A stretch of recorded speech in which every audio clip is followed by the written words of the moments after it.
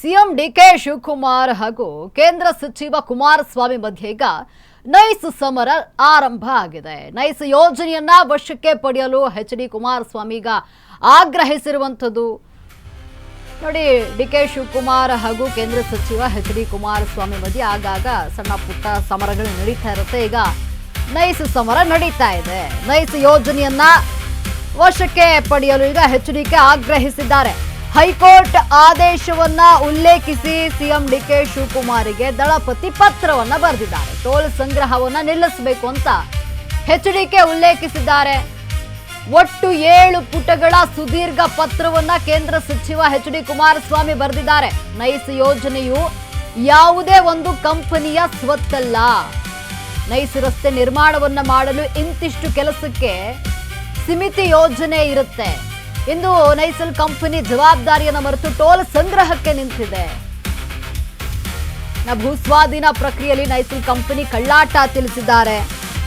Supreme ಕೋರ್ಟಿನ ಹಲವು ಆದೇಶವನ್ನ ಉಲ್ಲೇಖಿಸಿ ಎಚ್.ಡಿ. ಕುಮಾರಸ್ವಾಮಿ ಸುದೀರ್ಘ ಪತ್ರವನ್ನ ಬರೆದಿದ್ದಾರೆ. ಯೋಜನೆ ಚೌಕಟ್ಟು ಟೆಕ್ನಿಕಲ್ ವರದಿಯಲ್ಲಿ ನೈಸಲ್ ಅವ್ಯವಹಾರ ಬಯಲಾಗಿದ್ದು ಅಂದಿನ 2016ರಲ್ಲಿ ಸರ್ಕಾರದ ಉಪಸಮಿತಿ ವರದಿಯನ್ನ ಎಚ್.ಡಿ. ಕುಮಾರಸ್ವಾಮಿ ಇಲ್ಲಿ ಉಲ್ಲೇಖಿಸಿದ್ದಾರೆ. ಡಿಕೆ ಶಿವಕುಮಾರ್ ಹಾಗೂ ಕೇಂದ್ರ ಸಚಿವ ಎಚ್.ಡಿ. ಕುಮಾರಸ್ವಾಮಿ ಮಧ್ಯೆ ನೈಸ್ ಸಮರ ಈಗ ಆರಂಭ ಆಗಿದೆ. ನೈಸ್ ಯೋಜನೆಯನ್ನ ವಶಕ್ಕೆ ಪಡಿಬೇಕು ಅಂತ ಹೇಳಿ ಎಚ್.ಡಿ.ಕೆ ಈಗ ಆಗ್ರಹಿಸಿರುವಂಥದ್ದು. ಹೈಕೋರ್ಟ್ ಆದೇಶವನ್ನ ಉಲ್ಲೇಖಿಸಿ ಡಿಕೆ ಶಿವಕುಮಾರ್ ಅವರಿಗೆ ದಳಪತಿ ಸುದೀರ್ಘ ಪತ್ರವನ್ನ ಬರೆದಿದ್ದಾರೆ. ಅಂದ್ರೆ ಏನು ಟೋಲ್ ಸಂಗ್ರಹವನ್ನ ನಿಲ್ಲಿಸಬೇಕು ಅಂತ ಹೇಳಿ ಉಲ್ಲೇಖಿಸಿದ್ದಾರೆ. ಈ ಒಂದು ಪತ್ರದಲ್ಲಿ ಒಟ್ಟು 7 ಪುಟಗಳ ಸುದೀರ್ಘ ಪತ್ರವನ್ನ ಕೇಂದ್ರ ಸಚಿವ ಎಚ್.ಡಿ. ಕುಮಾರಸ್ವಾಮಿ ಬರೆದು ಸಿಎಂ ಡಿಕೆ ಶಿವಕುಮಾರ್ ಅವರಿಗೆ ಕಳುಹಿಸಿರುವಂಥದ್ದು. ನೈಸ್ ಯೋಜನೆಯು ಯಾವುದೇ ಒಂದು ಕಂಪನಿಯ ಸ್ವತ್ತಲ್ಲ. ನೈಸ್ ರಸ್ತೆ ನಿರ್ಮಾಣ ಮಾಡಲು ಇಂತಿಷ್ಟು ಕೆಲಸಕ್ಕೆ ಸೀಮಿತ ಯೋಜನೆ ಇರುತ್ತೆ. ಇಂದು ನೈಸಲ್ ಕಂಪನಿ ಜವಾಬ್ದಾರಿಯನ್ನ ಮರೆತು ಟೋಲ್ ಸಂಗ್ರಹಕ್ಕೆ ನಿಂತಿದೆ.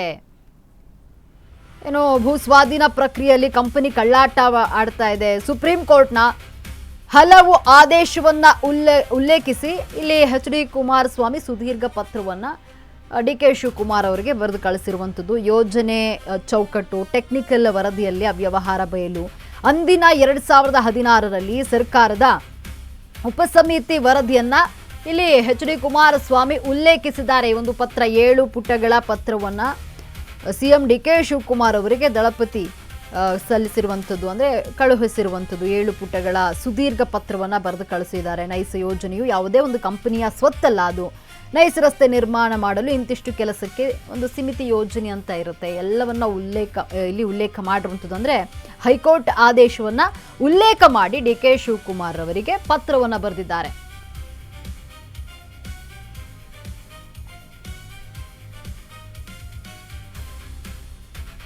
ಅದು ಮನಕ್ಕೆ ಮಾಡಬೇಕು. ಕಾನೂನು ಏನ್ ಹೇಳ್ತದೋ ಕಾನೂನಂತೆ ನಾವೆಲ್ಲ ಸೇರಿ ಕೆಲಸ ಮಾಡಬೇಕು. ಕಾನೂನು ಏನ್ ಹೇಳ್ತದೆ ಅದು ಮನಕ್ಕೆ ಮಾಡಬೇಕು. ಪತ್ರ ತಂದು ಕೊಟ್ಟಿದ್ದಾರೆ ಅಂತ ಹೇಳಿದ್ರು ನಾ ಇನ್ನ ನೋಡಿಲ್ಲ, ನಾನು ನೋಡ್ತೀನಿ. ಕಾನೂನು ಏನ್ ಹೇಳ್ತದೋ ಕಾನೂನಂತೆ ನಾವೆಲ್ಲ ಸೇರಿ ಕೆಲಸ ಮಾಡಬೇಕು. ಕಾನೂನು ಏನ್ ಹೇಳ್ತದೆ ಅದು ಮನಕ್ಕೆ ಮಾಡಬೇಕು. ಪತ್ರ ತಂದು ಕೊಟ್ಟಿದ್ದಾರೆ ಅಂತ ಹೇಳಿದ್ರು ನಾ ಇನ್ನ ನೋಡಿಲ್ಲ, ನಾನು ನೋಡ್ತೀನಿ.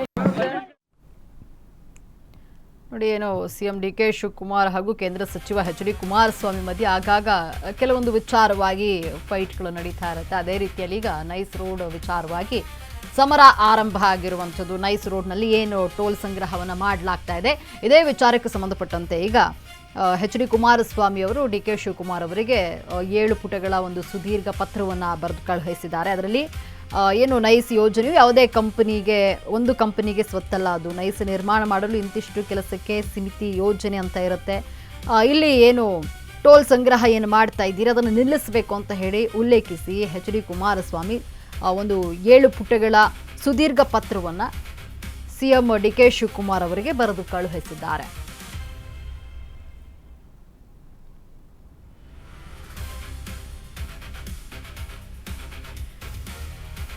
ನೋಡಿ ಏನು ಕೇಂದ್ರ ಸಚಿವ ಎಚ್ ಡಿ ಕುಮಾರಸ್ವಾಮಿ ಅವರೀಗ ಡಿ ಕೆ ಶಿವಕುಮಾರ್ ಅವರಿಗೆ 7 ಪುಟಗಳ ಸುದೀರ್ಘ ಪತ್ರವನ್ನು ಬರೆದಿದ್ದಾರೆ. ಈ ಪತ್ರದಲ್ಲಿ ಏನು ಉಲ್ಲೇಖ ಆಗಿದೆ ಅಂತಂದರೆ ಏನು ಟೋಲ್ ಸಂಗ್ರಹ ಆಗ್ತಿದೆ ಗನೈಸ್ ರಸ್ತೆಯಲ್ಲಿ ಅದನ್ನು ಈ ಕೂಡಲೇ ನಿಲ್ಲಿಸಬೇಕು ಅಂತ ಹೇಳಿ ಹೈಕೋರ್ಟ್ ಆದೇಶವನ್ನು ಉಲ್ಲೇಖಿಸಿ ಪತ್ರವನ್ನು ಬರೆದಿರುವಂಥದ್ದು. ಟೋಲ್ ಸಂಗ್ರಹ ನಿಲ್ಲಿಸಬೇಕು ಅಂತ ಹೇಳಿದ್ದಾರೆ. ಒಟ್ಟು 7 ಪುಟಗಳ ಸುದೀರ್ಘ ಪತ್ರ ಬರೆದಿರುವಂಥದ್ದು. ನೈಸ್ ಯೋಜನೆಯು ಯಾವುದೇ ಒಂದು ಕಂಪನಿ ಸ್ವತ್ತಾಗಿರೋದಿಲ್ಲ. ನೈಸ್ ರಸ್ತೆ ನಿರ್ಮಾಣ ಮಾಡಲು ಇಂತಿಷ್ಟು ಕೆಲಸಕ್ಕೆ ಸೀಮಿತ ಯೋಜನೆ ಅಂತ ಇರುತ್ತೆ ಎಂದು ನೈಸಲ್ ಕಂಪನಿ ಜವಾಬ್ದಾರಿಯನ್ನು ಮರೆತು ಟೋಲ್ ಸಂಗ್ರಹಕ್ಕೆ ನಿಂತಿದೆ ಅಂತ ಹೇಳಿ 7 ಪುಟಗಳ ಒಂದು ಸುದೀರ್ಘ ಪತ್ರವನ್ನು ಕೇಂದ್ರ ಸಚಿವ ಎಚ್ ಡಿ ಕುಮಾರಸ್ವಾಮಿ ಬರೆದಿದ್ದಾರೆ.